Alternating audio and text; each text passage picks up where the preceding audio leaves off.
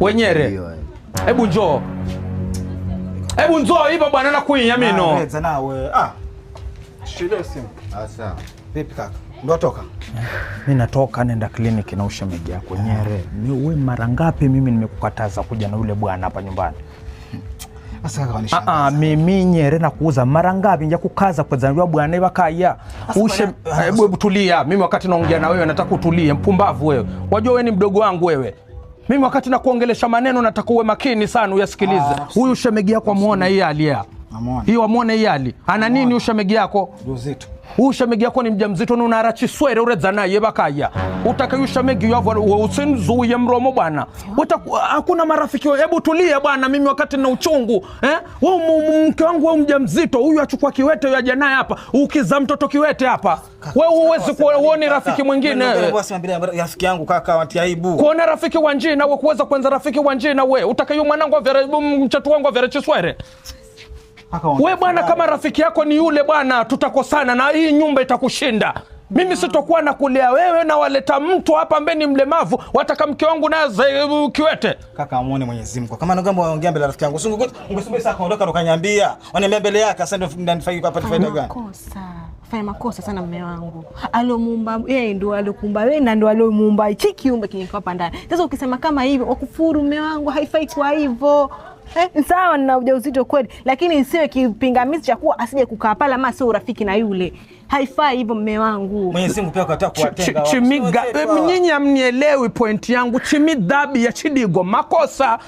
Mtu kama ni udigo mtu akiwa mjamzito kama hivi nyumba yako inapokuja viwete walemavu kama wale utazaa kiwete yangu nisimtaki. Muuse wa chiswere Nyere kwangu haya. Wakosea mume wangu. Wewe usinipangie wewe mwanamke wewe. Usinikose adabu mimi. Nitakuchapa makofi sasa hivi kliniki chini.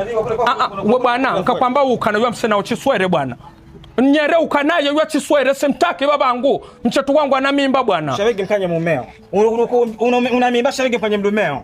Ujumbe baba kiumbe na hicho kiumbe bako ndani kilimwa na Mwenyezi Mungu. Wewe na mimi tulimwa na Mwenyezi Mungu. Yule naye tulimwa na Mwenyezi Mungu. Na ujue Mungu yakuwa na beka wallahi wa bila tawahi utakuja kumbuka maneno yangu wewe. Labda wewe ndio unanunua simu hapa. Ukana yemsenao bwana.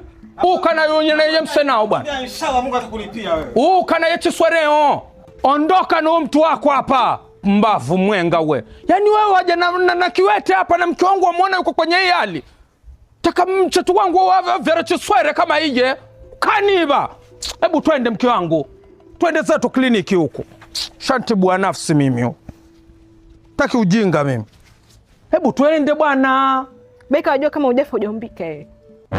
Waweza toka hapa na pikipiki ukaenda kufika pale mbele ukapata ajali, ukakatoa miguu yako. Watakao binadamu wenzako ama dunia nzima ikutenge kama unavyotaka yule kijana watu watengwe.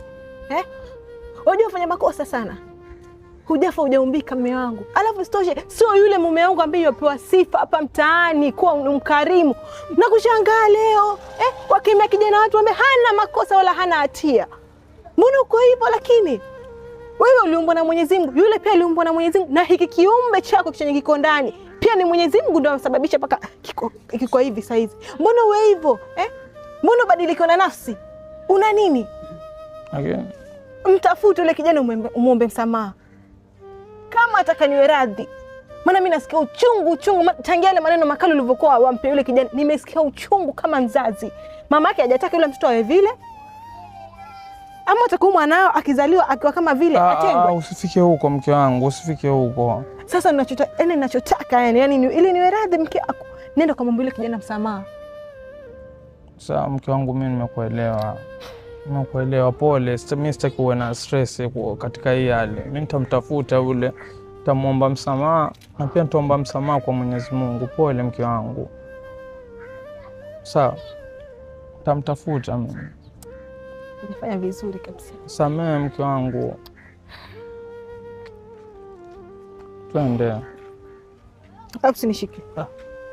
Si mke wangu tenda kumomba msamaha. Sawa twende basi.